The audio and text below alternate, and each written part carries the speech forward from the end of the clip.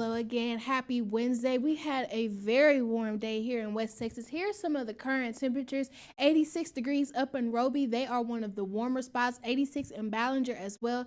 85 here in San Angelo. 83 up in Abilene. Big Leg, one of the cooler spots, only 79 degrees right now. Now tonight is not going to be nearly as cool as what last night was. We do still have some of those breezier winds helping things stay a little bit on the warmer side. Overnight lows only dipping into the lower to mid 50s, with a few places dipping into the upper 40s. Ballinger, one of those places, getting down to 48.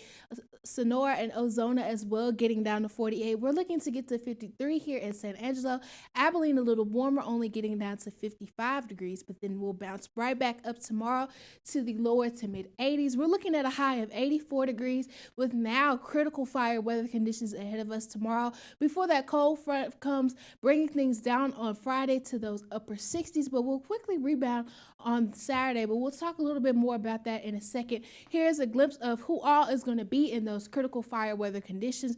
Basically, our entire viewing area, with the exception of this northernmost and westernmost tip, they're going to be in those elevated fire weather conditions. And that's why we have that red flag warning in effect that'll go into effect tomorrow at noon through 10 p.m. tomorrow night. Here's a look at tomorrow afternoon. We'll see those peak winds and peak wind gusts. Here in San Angelo, we're looking to see those wind gusts right around 40 miles per hour. Up in Abilene, around 34 miles per hour wind gusts.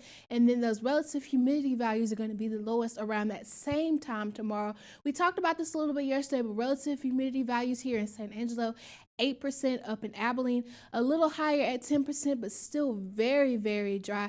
Down in Menard, they're going to be a much drier spot with only 6% relative humidity. But taking a look at the bigger picture and what is driving all of this is basically this cold front. We have this low pressure system making its way into the Texas Panhandle now, with this cold front draped through it.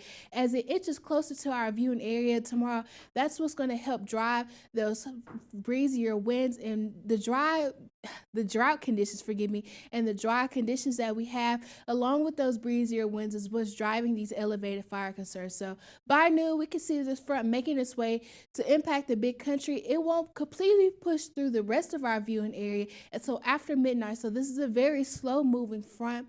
There could be a couple sprinkles of some isolated rain chances in some of our western counties, but it's really not enough to get excited about, but we could really use the rain. But high pressure will return on Friday afternoon, which is going to help us warm up. We're going to see that high pressure surface shift eastward by Saturday, giving us southerly winds once again to help us warm up for the weekend ahead of our next system that could be coming in Sunday into Monday, offering some more rain chances for Monday into Tuesday. So this might finally be our first rain of the month. We haven't had any rain all month, and we could definitely use it with those dry conditions worsening. So here's a look at the 7-day. Another day of above average temperatures tomorrow, with breezy winds ahead of that front. That front comes through, knocking highs down into the mid to upper 60s. Once that high pressure returns on weekend, we're on a warming trend for a couple of days before that next system comes in next week, bringing us a slight cool down. And then by this time next week, we'll be back to those sunny skies with highs in the upper 60s. The same story in Abilene, just a little cooler by this time next week, with highs for them in the mid 60s.